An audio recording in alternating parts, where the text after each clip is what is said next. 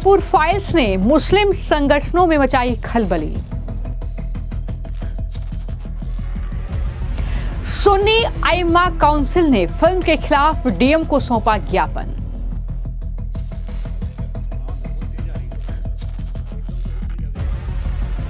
वकील कपिल सिब्बल पर फूटा जनता का गुस्सा। जनता बोली देश विरोधी और हिंदू विरोधी केस के लिए सिब्बल को बुलाएं।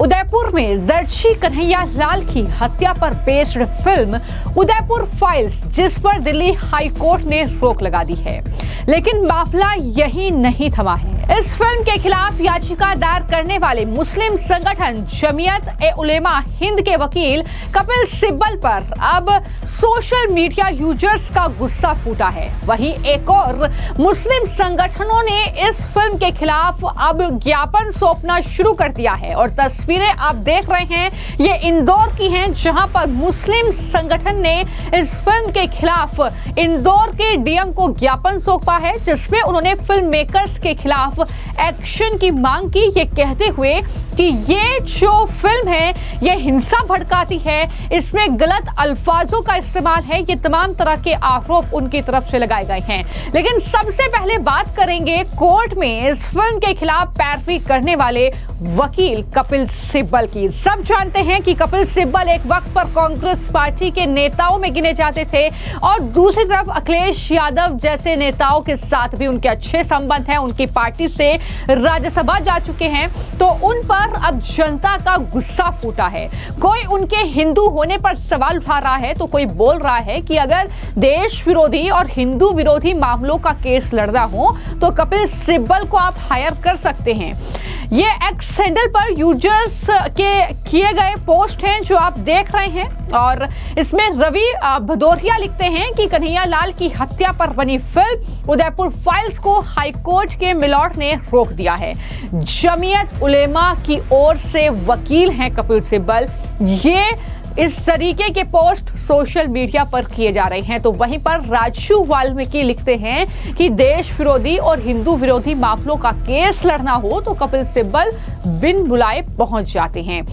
और इसी तरीके से कई और सोशल मीडिया यूजर्स हैं जिन्होंने अखिलेश यादव के साथ कपिल सिब्बल की तस्वीर पोस्ट करते हुए ये पूछा है कि क्या वाकई कपिल सिब्बल हिंदू हैं। और कई लोगों ने अफसोस जाहिर किया है इस बात पर कि किस तरीके से जब कन्हैया लाल का मर्डर होता है, जब उसकी सरेआम हत्या की जाती है, तब ऐसा कोई वकील जो है कोर्ट में नहीं पहुंचता उनकी तरफ से पैरवी करने के लिए, तब कोर्ट में सुनवाई भी नहीं होती है। लेकिन आज जब उनकी सच्चाई बयां कर रही है एक फिल्म कि आखिर कन्हैया लाल का मर्डर हुआ तो हुआ कैसे, और उस पे इस तरीके का बवाल जो है वो कहीं ना कहीं देखने को मिलता है। इस तरीके से कपिल सिब्बल हो चाहे अन्य वकील हो, वो दरअसल सुप्रीम कोर्ट और हाई कोर्ट पहुंच जाते हैं।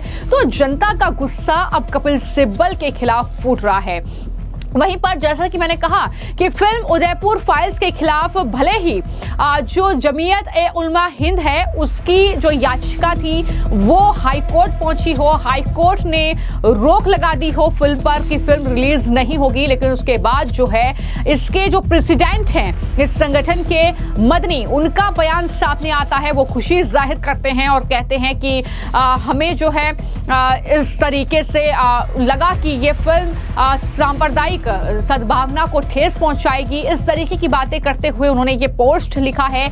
लेकिन वहीं पर यह सिलसिला अभी थमा नहीं है। फिल्म उदयपुर फाइल्स के खिलाफ दिल्ली हाई कोर्ट के फैसले के बाद भी सुन्नी आइम्मा काउंसिल के द्वारा अब इंदौर में जिला कलेक्टर को ज्ञापन सौंपा गया है। और तस्वीरें आप देख रहे हैं कि कितने वहां पर लोग हैं। जो आशीष सिंह है यानी जो डीएम है वहां के, उन्हें ये ज्ञापन सौंपा गया है। और इस दौरान मोहम्मद नूरुल हक नूरी मुफ्ती ए मालवा ये मौजूद रहे और इनकी तरफ से काजी वहां पर मौजूद थे। क्या कुछ कहा गया, किस तरीके से उन्होंने अपनी बौखलाहट दर्ज कराई इस फिल्म के खिलाफ, जरा सुनिए। शहर काजी साहब के साथ में एक जो अंजुमन मुसलमीन संस्था है उसके द्वारा एक जो फिल्म आ रही है उदयपुर फाइल्स, उसको लेके ज्ञापन दिया गया है। और उस ज्ञापन में कहा गया है कि कुछ आपत्तिजनक मुस्लिम समाज से संबंधित चीजें उसमें हैं और इस ज्ञापन को उचित जगह पर आगे फॉरवर्ड किया जाएगा। क्या कारण था, किस मुद्दे को लेकर है?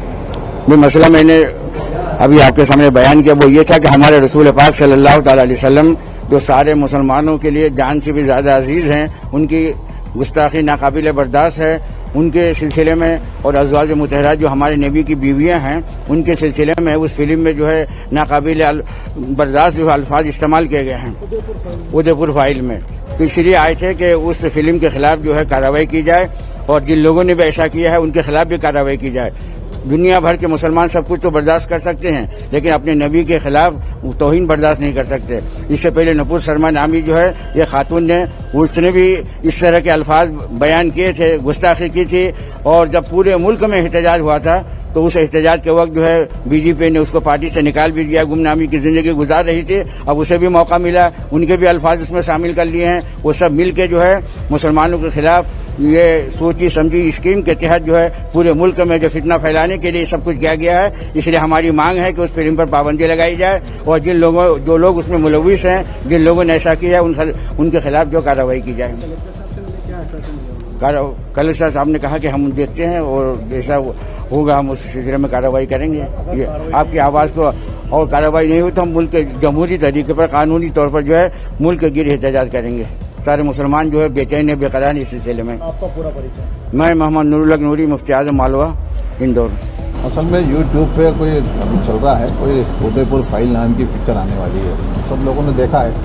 अभी तो पूरी दुनिया सोशल मीडिया से चल रही है, तो उसके अंदर हमारे पैगम्बर साहब के लिए बड़ी आपत्ति है, इस्लाम के लिए, मुसलमानों के लिए, धर्मगुरुओं के लिए। तो उसके विरोध के लिए सब यहाँ पर मिले आते हैं। हमारे मुफ्ती साहब हैं, हमारे मुफ्ती मालवा नूरुल साहब हैं, हमारे मुफ्ती साहब हैं अहमद यार साहब, और भी शहर के तमाम जिम्मेदार लोग हैं। क्या उसमें गलत संदेश दिया जा रहा है? वो हम अपने मुँह से नहीं बोल सकते, इसीलिए तो विरोध करने आए।